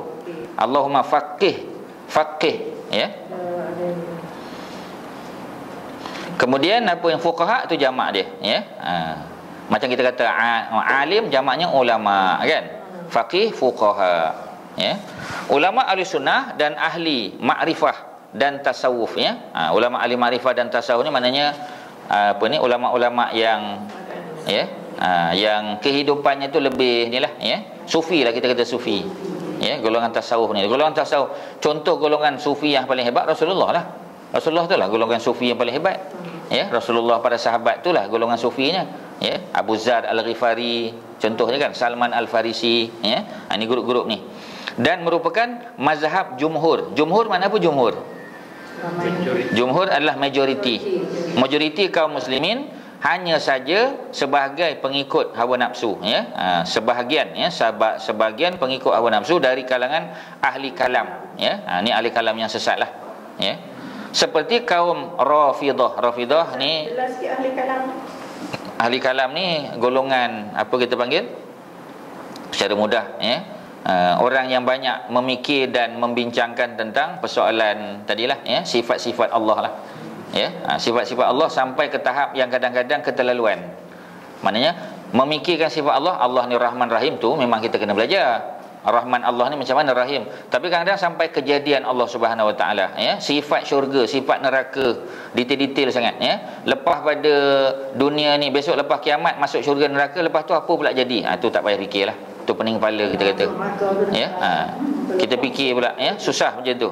Jadi secara umum kita kata, ya, membincangkan tentang persoalan sifat-sifat Allah tu bolehlah, tetapi jangan keterlaluan sangat. Jadi maksudnya, ya, dalam macam buku dalam manhaj Syafi'i, dia kata Syafi'i tidak pegang pada ahli kalam. Memanglah, ya. Cuma kita kena faham ahli kalam yang dimaksudkan oleh Imam Syafi'i lah, ya. Mungkin berbeza dengan ahli kalam zaman sekarang ni. Ya, sebab zaman-zaman tersebut macam Al-Imam Al-Ghazali sebagai contoh, ya. Pasal dia kita panggil menentang golongan golongan filosofi lah, golongan ahli falsafah kan. Sebab masuk ahli falsafah pada masa tu ahli falsafah Yunani sana, Greek. Ya, sebab ahli falsafah Yunani Greek macam Sokrates, Plato, Aristotle ni, dia tak percaya pada Tuhan, tapi dia percaya pada dewa-dewa kan. Dia ada dia punya goddess dia, apa semacam lah, ya. Jadi oleh kerana itu maka ilmu kita panggil ilmu falsafah tu ditentang. Dan Imam Al-Ghazali dia belajar pula, ya, tentang falsafah yang diimani oleh golongan falsafah tadi. Kerana apa? Sebab bila kita nak lawan ilmu tersebut, kita kena faham dulu. Ya, macam contohlah, ya, orang yang belajar ekonomi Islam sebagai contoh, dia nak kata ekonomi konvensional tu tak bagus kan. Dia nak kata sistem banking yang konvensional ni tak bagus. Dah tentu dia kena belajar dulu. Ya, yang kata konvensional tu macam mana? Mana boleh dia hentam saja, tak boleh lah, ya. Dia kena belajar. Jadi Al-Imam Al-Ghazali dia belajar, ya, menghabiskan masa untuk mempelajari supaya dia boleh mencari kelemahan dan membetulkan, meluruskan mana yang salah, ya. Cuma itu pada zaman dia. Zaman kita mungkin tak perlu macam tu, ya. Jadi setiap zaman tu ada. Pasal tu saya pernah sebut mungkin di sini, ya, cerita tentang kitab-kitab fiqh di Malaysia ni yang ditulis pada tahun 40-an, ya, tahun 50-an, zaman penjajah British sebelum Malaysia merdeka. Jadi kalau tengok bab yang berkaitan dengan penyembelihan masa hari raya haji kan, masa korban tu. Jadi disebut daging korban haram diberikan kepada orang kafir, ya. Jadi kita kena ingat yang dimaksudkan dengan kafir itu ialah penjajah British, ya, yang menindas umat Islam. Jadi maksud kafir itu bukan secara mutlak. Bukan maknanya kalau kafir yang cenderung hati untuk masuk Islam, dia belum masuk lagi, ya. Kita panggil sebagai mu'allaf kan. Mu'allaf ni belum mesti masuk Islam. Boleh tak dia dapat dengan korban? Jadi kalau pakai yang fatwa lama tadi tak boleh lah. Tapi kita kena faham, maksud orang kafir dulu tu bukan kafir yang macam kita sekarang, tapi dia merujuk kepada penjajah British. Jadi buku tu pun kita kena tengok zaman bila fatwa tu dikeluarkan, ya. Kita baca fatwa Dr. Yusuf Al-Qaradawi, dia keluarkan tahun 70, sekarang 2014, ya. Situasinya dah berbeza. Cuba kita tengok balik, kita kena review balik. Mungkin Dr. Yusuf Al-Qaradawi dia dah review dah, dia dah revise dia punya fatwa tu. Yang itu kita kena tengok lah. Kita tak boleh ambil je buku lama-lama kita pun kata ni ulama ni sebut macam ni.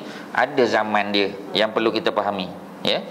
Jadi Rafidah adalah golongan Syiah yang ghulu, dia panggil melampau, yang menolak khilafah 3 orang, ya. Sebab tu golongan Syiah dia kata lepas je Nabi, Ali dia kata. Abu Bakar dia tak sebut, Umar tak sebut, Osman tak sebut, ya. Ataupun kaum Khawarij. Khawarij diambil daripada perkataan kharaja. Khawarij mana golongan yang keluar daripada menyokong Sayyidina Ali, ya. Yang sokong Ali dia panggil Syiah. Yang kontra dengan Ali walaupun asalnya menyokong dia panggil Khawarij. Khawarij ni juga dianggap sebagai golongan ghulu, ya, melampau, ya. Sebab itu mereka lah yang kita panggil yang buat konspirasi untuk bunuh Sayyidina Ali, bunuh Muawiyah dan bunuh Amru bin Al-As. Tapi Amru dan juga Muawiyah selamat, tak dapat bunuh. Yang dapat dibunuhnya Ali saja, ya. Itu golongan Khawarij. Mereka lah yang merancang. Yang berjayanya seorang saja, yang bunuh Ali lah. Yang menolak khilafah Osman, ya, dan Ali. Khawarij lagi hebat, ya. Dia tolaknya Osman, Ali pun ditolak sekali. Dan kaum Nawasib, ya, yang menolak Khalifah Ali atau sebahagian orang jahil yang tidak menentukan sikap terhadap Khalifah Ali. Jadi Nawasib pun ada golongan juga, ya, yang menolak grup Sayyidina Ali. Dan juga orang-orang jahil. Orang jahil ni memang tak ada ilmu pengetahuan, tak tahu.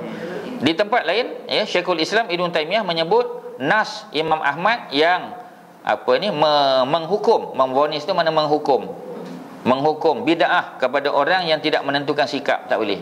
Kita sebagai muslim kita kan ada stand kita. Ya. Mana bila orang tanya kita mesti bolehlah ya. Ali ni okey juga, tapi kadang dia maknanya kita ada stand. Khalifah Ali memang dia salah seorang daripada 4 al-khulafa ar-rasyidin. Kita kena bagi stand kita. Ya. Jadi dalam kitab As-Sawa'iqul Muhriqah ya, Sawa'iq Al-Muhriqah ada bawah tu ya. Poin 82 Ibnu Hajar Al-Haytami dalam kitab dia ya. Ini kitab karangan Ibnu Hajar Al-Haytami ni, dia ulama dalam mazhab Syafi'i lah. Ya. Dia Ibnu Hajar juga nama dia, tapi bukan Ibnu Hajar Al-Asqalani ya. Ibnu Hajar Al-Asqalani itu ulama Mesir yang mengarang Bulughul Maram lah dan Fathul Bari. Ya, itu Ibnu Hajar Al-Asqalani. Ini Ibnu Hajar yang lain. Ya. Sebab orang Mesir biasa juga dinamakan Ibnu Hajar. Ambil sempena Sayyidatina Hajar yang datang daripada Mesir kan, mak Nabi Ismail kan Hajar. Jadi oleh kerana Hajar tu asal daripada Mesir, maka dinamakan Ibnu Hajar. Ya. Walaupun kita kata mak dia tak nama Hajar pun, bapak dia bukan nama Hajar ya. Kadang-kadang istilah begitu saja. Dan ada juga kisah Ibnu Hajar ni daripada Hajar ni kan mana batu. Kan kita dah cerita Hajar air kan, air yang menitis atas batu tu, atas Hajar tu kan yang lekuk kan. Cerita seorang ulama yang dia belajar tapi dia tak dapat menguasai lagi. Ya, dia belum dapat menguasai sehingga dia rasa give up ya. Datang kelas tak dapat lagi ya. Kitab nak habis dah ya. Tapi maknanya dia macam itulah ya. Jadi oleh kerana itu maka dia pun lari pergi masuk ke hutan. Bila dia masuk ke hutan ya, dia merenung, dia muhasabah dirilah. Pada masa tu dia melihat air titisan kecil kan, air menitis ya, jatuh atas batu yang sederhana besar. Tengok batu tu melekuk dah ya. Jadi dia pun memikirlah ya. Yalah kita lama lah ya, kita Jawi cerita macam tu. Tapi ada pengajaran dia. Ya. Dan dia pun tak cerita ni kisah zaman Nabi ke apa, tak kan. Ini sekadar kisah boleh ambil iktibar. Jadi akhirnya bila dia tengok kalau batu yang keras macam tu pun boleh lekuk, maknanya hati ni takkan sekeras batu. Ya. Jadi hati ni pun boleh dibentuk. Maka akhirnya dia balik ke madrasah, dia balik. Dia belajar dan akhirnya dapat first class honors dia ya. Jadi pelajar terbaik dia. Dapat anugerah dekan ke anugerah naik chancellor ya. Dapat dean's list tu dah biasa dah ya. Ini universiti bagi ya, hadiah universiti. Jadi oleh kerana itu maka dinamakan dia Ibnu Hajar kerana ambil sempena dia belajar daripada Hajar tadi. Hajar tu kan batu. Ya, itu kata Ibnu Hajar tadi. Kerana dia belajar daripada batu tadi ya. Kisah batu tadi. Macam mana? Hajar tu nama dia. Tapi Hajar bukan dalam bahasa Arab. Hajar tadi orang Mesir. Dia Kibti. Jadi jangan tanya apa makna Hajar tu. Memang tak ada makna. Macam orang tanya, apa makna Maryam? Maryam tak ada makna. Kerana Maryam tu bukan dalam bahasa Arab. Maryam tu dalam bahasa Hebrew. Ya. Jadi mungkin dalam bahasa Hebrew adalah meaning dia. Tapi kalau kita namakan anak kita Maryam, mana ambil sempena sifat-sifat Maryam seperti mana disebut dalam surah Maryam. Sudahlah. Ya. Tafaul, ambil sempena. Ya. Pasal apa bagi nama Maryam? Mudah-mudahan kita kata anak ni jadi macam Maryam. Kalau tak banyak sikit pun jadilah. Ya.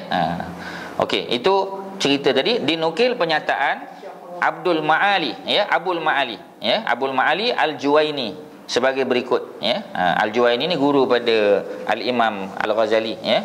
Dipanggil Al-Imam Al-Haramain, dipanggil Al-Imam Al-Haramain kerana dia mengajar di dua tanah haram. Ya, dia guru mengajar di Masjid Haram Mekah dan Masjid Haram Madinah. Ya, mengajar di Mekah, mengajar di Madinah. Sebab tu dipanggil Al-Imam Al-Haramain. Maknanya dia mengajar di dua tanah haram. Ya, sebab tu dipanggil Al-Imam Al-Haramain ataupun Al-Imam Al-Juwaini, guru pada Al-Imam Al-Ghazali. Ya. Sebagai berikut, tidak perlu diperhatikan perkataan yang menyebut tidak ada kesepakatan atas khilafah Ali. Kerana kedudukan beliau tidak dapat diingkari lagi. Memang hebat Ali ni. Hanya sahaja api fitnah berhembus kerana masalah. Maknanya ketika dia naik jadi khalifah, negara memang tengah bergolak. Ya, dia hebat. Macam Sultan Abdul Hamid kan, di kerajaan Turki Osmaniyah. Dia hebat. Tetapi oleh kerana negara dah kita panggil hampir bankrupt ya. Ekonominya dah susah, banyak hutang negara. Ya. Jadi orang-orang yang mula kita panggil mempertikaikan dia tu ramailah. Tapi bukan kerana dia lemah, ya. Walaupun orang barat dia panggil apa? The sick man of Europe dia panggil, kan? Orang sakit Eropah. Tetapi bukan kerana dia lemah, tapi kerana negaranya tu. Macam Ali lah, ya. Kan orang tanya Ali kan, pasal apa zaman dia kan banyak masalah, zaman Abu Bakar kan elok, hebat. Ya, apa jawapan Ali? Kerana pada zaman Abu Bakar yang jadi rakyat orang macam aku, ya, orang macam aku. Tapi zaman ni yang jadi rakyat orang macam ya. Jadi senang cerita macam tu, ya. Pasal zaman Abu Bakar sahabat-sahabat hebat masih ada. Abu Bakar bila ada masalah boleh tanya pada apa ahli Badar kan. Ahli Badar masih ramai. Tapi zaman Ali kita dah tengok dah, ya. Para sahabat dah semakin berkurangan. Yang hebat-hebat ni kebanyakannya dah tak ada. Abu Bakar tak ada, Umar tak ada, Osman tak ada, ya. Sahabat-sahabat hebat, Muaz bin Jabal tak ada, Mus'ab bin Umair tak ada, ya. Jadi saya katakan para sahabat yang tidak ikut serta, ya, bersama beliau dalam peperangan tidaklah menolak khilafah beliau. Bukan makna mereka tak terima. Mereka tidak ikut serta kerana menghindari pertumpahan darah. Macam Abdullah ibn Umar, ya. Abdullah ibn Umar dia tak ikut dalam peperangan antara Ali dan Muawiyah. Ya, jadi mereka tidak mahu kerana kedua-duanya ahli kiblat. Maknanya dua-dua sembahyang.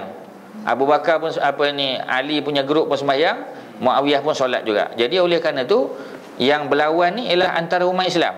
Ya, jadi susahlah. Dan juga nas syar'i yang menyatakan bahawa menahan diri ketika berlakunya fitnah, yakni pertumpahan darah di antara kaum muslimin lebih baik daripada yang melibatkan diri ke dalamnya. Itu dia punya stand lah, ya. Jadi Syekhul Islam Ibn Taymiyah menukil perkataan Ibnu Hamid, ya, sebagai berikut, rakan-rakan kami sepakat bahawa andai kata Ali menahan diri dari peperangan tentu lebih baik bagi dia.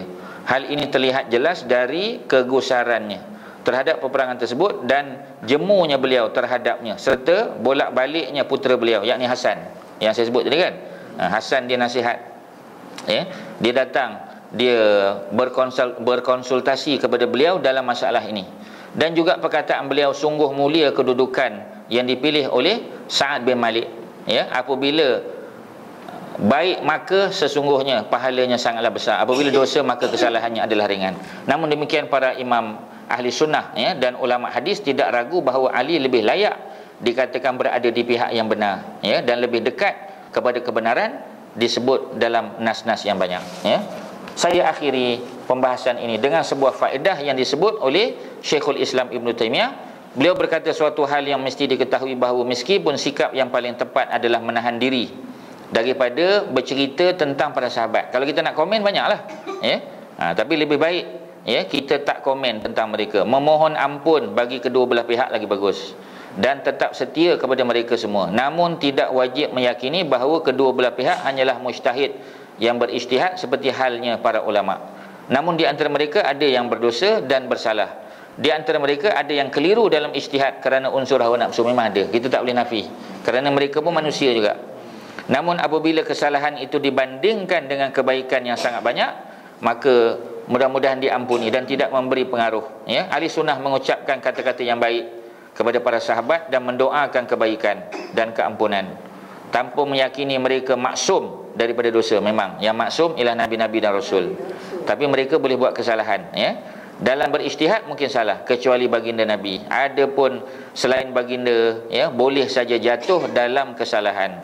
Akan tetapi mereka adalah seperti yang Allah sebut dalam Al-Quran dalam surah Al-Ahqaf ayat 16, auzubillahi minasyaitonirrajim, ulaikal ladzina nataqabbalu anhum ahsana ma amilu wa natajawazu an sayyiatihim, ya. Jadi ulaika, mereka itulah, siapa dia? Allazina nataqabbalu anhum, orang yang kami terima, kami taqabbal, ya, kami terima, ya, ahsana ma amilu, amalan-amalan terbaik daripada mereka, ya. Kemudian wa natajawaz an sayyiatihim, dan kami, ya, hapuskan atau ampuni kesalahan-kesalahan mereka, ya. Kemudian yang terakhir khutbah khilafah tu, khutbah pertama yang disampaikan oleh Ali adalah setelah mengucapkan puja sungguhnya Allah telah menurunkan kitab ni, ya. Tu boleh bacalah, ya. Di bawah tu kalau kita boleh tengok di bawah sekali, manusia itu mati dan kamu menyusul mereka, ya. Antum asabiqun wa nahnu allahikun. Ni doa kita ketika lalu kawasan perkuburan, kan. Sesungguhnya manusia menunggu hari akhirat, maka bertakwalah kepada Allah terhadap hamba Allah dan negeri mereka. Sesungguhnya kalian akan diminta pertanggungjawab, ya, hingga atas tanah dan haiwan ternak kalian. Maknanya kalau kita buat zalim pada binatang ternak pun, kita akan diungkit nanti di hadapan Allah, ya. Taat Allah, jangan durhaka. Jika kalian melihat kebaikan, ambillah. Jika kalian melihat keburukan, tinggalkan, ya. Sesungguhnya Allah berfirman dalam surah Al-Anfal, ya, surah Al-Anfal surah yang ke-7, ya, surah ke-7. 2 ayat, ya. Auzubillahi minasyaitonir rajim. Wazkuru iz antum qalilun. Dan ingatlah ketika mana kamu, ya, golongan muhajirin masih lagi qalil, jumlahnya sedikit. Mustada'afun, lemah pula. Fil ardi, atas muka bumi. Takhafuna an yatakhattafakumun nas. Maka kamu takut, ya, orang-orang Mekah akan menculik kamu. Kemudian fa'awakum wa ayyadakum binasrihi. Maka Allah bagi tempat tinggal, ya. Jadi ma'wa tu dipanggil ma'wa tu, mana ma'wa ni destinasi tempat tinggal. Mana di Madinah lah, ya, di Mekah mereka diancam, pergi Madinah selamat. Wa ayyadakum binasrihi, dan Allah perkukuhkan kamu dengan nasrihi, dengan pertolongannya. Wa razaqakum, ya, dan Allah bagi rezeki minat thayyibat, daripada yang baik. La'allakum tashkurun, semoga kamu bersyukur. Ya ayyuhallazina amanu, wahai orang-orang beriman, la takhunullah, jangan kamu khianat, ya, jangan kamu khianat kepada Allah, ya, war rasul, dan juga kepada rasul, ya. Wa takhunu amanatikum, dan jangan kamu mengkhianati amanah yang diberikan kepada kamu. Wa antum ta'lamun, sedangkan, waw tu makna sedangkan, ya, bukan waw ataf tu, bukan waw dan, ya. Wa antum ta'lamun, sedangkan kamu mengetahui. Jadi mana tidak mengkhianati amanah yang telah diberikan kepada kamu, ya. Jadi kita selesai di situ, mudah-mudahan ada manfaat. Macam mana? Ya, memanglah. Jadi insya-Allah akan datang kita tengok yang sebelah lah, ya. Tapi banyak lagi juga ni, ya. Jadi sekadar tu ada soalan, silakan kalau ada apa-apa.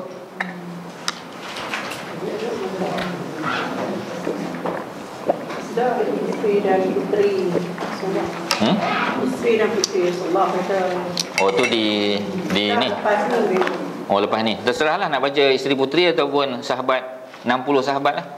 60 sahabat. Boleh juga. 60 sahabat tu sahabat-sahabat selain yang berempat tadi. Baru ni Ustaz tanya siapa yang lari pantas, saya buka buku tu Ustaz tengok. Sahabat yang paling lari pantas. Ya, jadi sekadar tu, mudah-mudahan ada manfaat. Wassallallahu ala sayyidina Muhammadin wa ala alihi wa sahbihi wasallam. Alhamdulillahirabbil alamin. Assalamualaikum warahmatullahi wabarakatuh.